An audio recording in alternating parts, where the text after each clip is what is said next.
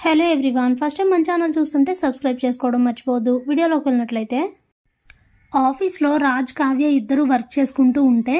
ఇంతలోనే ఎస్ఐ రాజుకు కాల్ చేసి మనం అనుకున్నట్టు నందగోపాల్ ఫారెన్ వెళ్ళలేదు సార్, ఇక్కడే ఉన్నాడని మాకు ఇన్ఫర్మేషన్ వచ్చింది అనేసరికి అవునా, చాలా మంచి వార్త చెప్పారు. అయితే ఎక్కడున్నాడో నాకు లొకేషన్ పెట్టండి, ఇప్పుడే నేను మా వైఫ్ ఇద్దరం వెళ్ళి వాడిని ట్రేస్ చేసి పట్టుకుంటాం, మీరు కూడా ఆ ప్లేస్కి రండి అని చెప్తే సరే రాజ్, లొకేషన్ పెడుతున్నాను అని చెప్పి ఎస్ఐ ఫోన్ పెట్టేస్తాడు. అప్పుడే కావ్య ఏమైందండి అని అడిగితే నందగోపాల్ గురించి చెప్పగానే ఇక లేట్ చేయకుండా వెంటనే వెళ్దాం పదండి అని చెప్పి కావ్య అనడంతో ఇద్దరు కూడా కారులో బయలుదేరి వెళ్తూ ఉంటారు. ఇదిలా ఉండగా అనామిక నందగోపాల్ని కలవడానికి వస్తుంది. ఇక ఇద్దరు మాట్లాడుకుంటూ ఉంటారు. అప్పుడే నందగోపాల్, నువ్వు ఇక్కడికి వచ్చావు, ఆ విషయం ఎవరికీ తెలియదు కదా, ఎవరికీ కనిపించకుండా జాగ్రత్తగా వచ్చావు కదా, ఏదైనా తేడా జరిగిందనుకో నేను అసలే ఆ రాజ్కి 100 కోట్లకి పెద్ద టెండర్ పెట్టాను, వాడికి గనక నేను ఇక్కడ ఉన్నానని తెలిసిందంటే కొంపలు అంటుకుంటాయి అనామిక అని అంటే నువ్వు కంగారు పడాల్సింది ఏం లేదు, కొద్ది రోజులు నువ్వు ఇలాగే ఉంటే ప్రాబ్లమ్స్ అన్నీ సాల్వ్ అయిపోతాయి అని అంటే ఎలా అని అడుగుతాడు నందగోపాల్. ఆ రాజ్ అప్పో చేసి ఆల్రెడీ 20 కోట్లు బ్యాంకు కట్టేశాడు, మిగతా 80 కోట్లు కూడా అలాగే కట్టేస్తాడు, ఇలా మొత్తం 100 కోట్లు కట్టేసరికి ఆ కంపెనీకి ఎంతో కొంత నష్టం వస్తుంది, దానికోసమే కదా మనం ఇదంతా ప్లాన్ చేసింది అని అంటే అవుననామిక, నువ్వు చెప్పింది కరెక్టే, అలా అయితే మనకి 100 కోట్ల లాభం, ఆ రాజ్కి 100 కోట్లు నష్టం, ఈ 100 కోట్లను పెట్టుకొని మనం అనుకున్నట్టుగానే 50-50 షేర్ తీసుకున్నా నాకు 50 కోట్లు వస్తాయి, ఈ పరిస్థితులన్నీ చక్కబడ్డాక నేను ఇక్కడ నుండి ఫారెన్ వెళ్ళిపోతాను, అప్పుడు ఇంకా ఏ ప్రాబ్లం ఉండదు, నన్ను ఆ రాజ్ ఎప్పటికీ పట్టుకోలేడు అని అంటే ఇంతలోనే రాజ్, కావ్య, పోలీసులు అందరూ అక్కడికి వచ్చి ఎప్పుడో పట్టుకోలేకపోవచ్చు కానీ ఇప్పుడే మేము పట్టుకున్నాంగా నిన్ను అని రాజ్ అనేసరికి వీళ్ళందరినీ చూసి ఇద్దరు స్టన్ అవుతారు. అప్పుడే కావ్య, ఇదండి అసలు ప్లాన్, ఇప్పుడు అర్థమైందా, నందగోపాల్కి తనంతట తనకొచ్చిన ఐడియా కాదు ఇది, వెనకుండి అనామిక నడిపిస్తుంటే జస్ట్ పాత్రధారిగా మాత్రమే నందగోపాల్ పనిచేశాడు అనేసరికి అప్పుడే అనామిక, ఏ కావ్య నీకు అసలు మైండ్ ఉందా,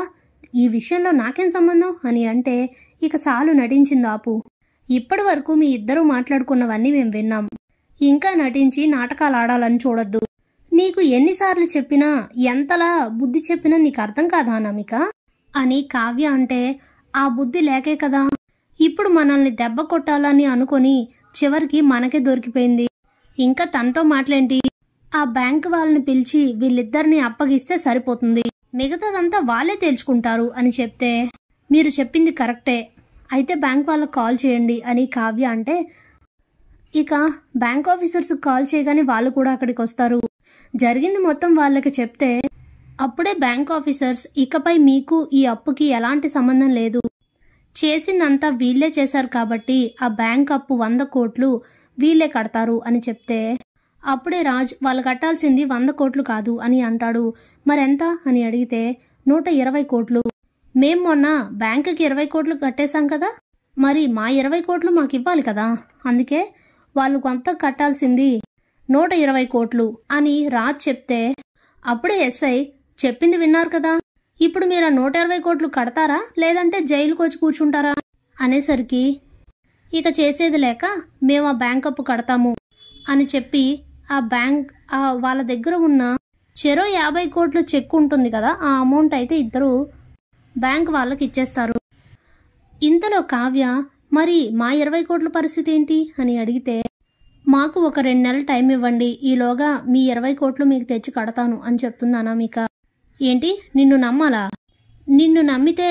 నువ్వు చేసిన మోసాలు ఎలా ఉన్నాయో తెలిసాక కూడా నిన్ను నమ్ముతావు అనుకుంటున్నావా అని అంటే అప్పుడే అనామిక, లేదు కావ్య, ఆ అమౌంట్ తీసుకొచ్చి కడతాం, అప్పటి వరకు కావాలంటే అగ్రిమెంట్ చేసి వాటిపై సంతకాలు చేయించుకోండి అని చెప్తే